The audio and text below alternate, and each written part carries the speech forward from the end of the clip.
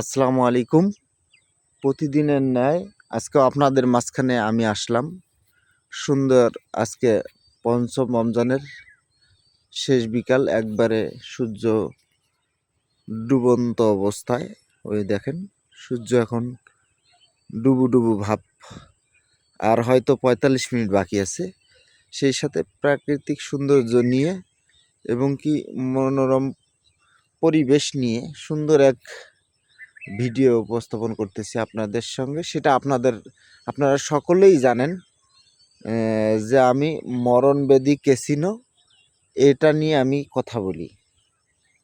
আজকে আবারও আপনাদের নয় ফিরে আসলাম। মরণবেদী অনলাইন ক্যাসিনো, এর কোনো প্রতিকার নাই, এর কোনো কেউ কোনো এর বিষয়ে কোনো কথা বলে না। এই মরণবেদী ক্যাসিনো মানুষের লাইফটাকে জরাজীর্ণ ধ্বংসর পরিণত করে দিল। আজকে আবারও এক অটো ব্যবসায়ীর কথা, আগেও বলছিলাম এক অটো ব্যবসায়ী, আর এক অটো ব্যবসায়ীর কথা আপনাদের সামনে শেয়ার করতেছি। সে অটো ব্যবসায়ী তার লাইফের ৩ থেকে ৪ লক্ষ টাকা তার পুঁজিবাট্টা ছিল। অটো টটো বিক্রি করে সে এখন নিঃস্ব, ধ্বংস, পরিবার বাপ মা থেকে বিচ্ছিন্ন।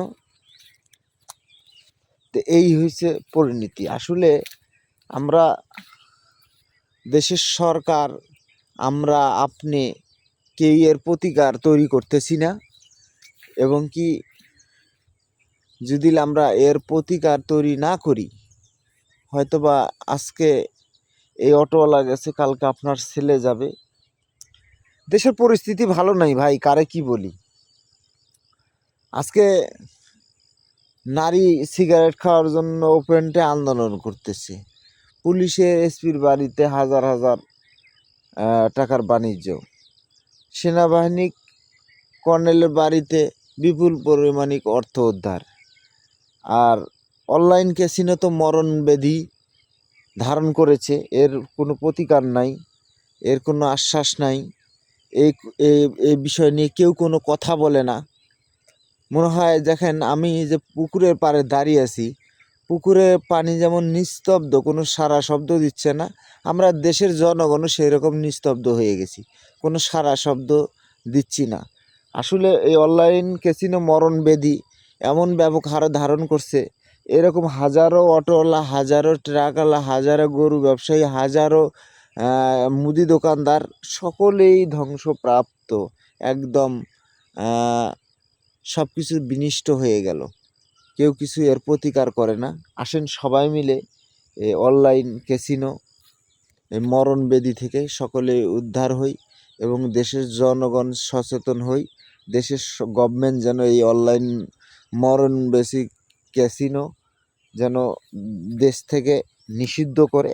না হলে আজকে দেখেন মাঠ পর্যায়ের থেকে শুরু করে পুলিশ, আর্মি, সেনাবাহিনী, আমি যারাই দেখি সেই খেলে।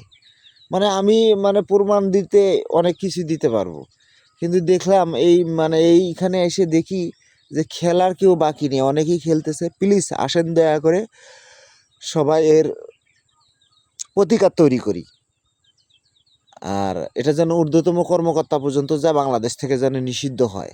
আর আমার পিছনে অনেক ধুমকি হামকি আসতে পারে, এটা নিয়ে আপনারা পাশে থাকবেন, ইনশাল্লাহ আমার কিছু হবে না আপনারা সাপোর্ট দিলে।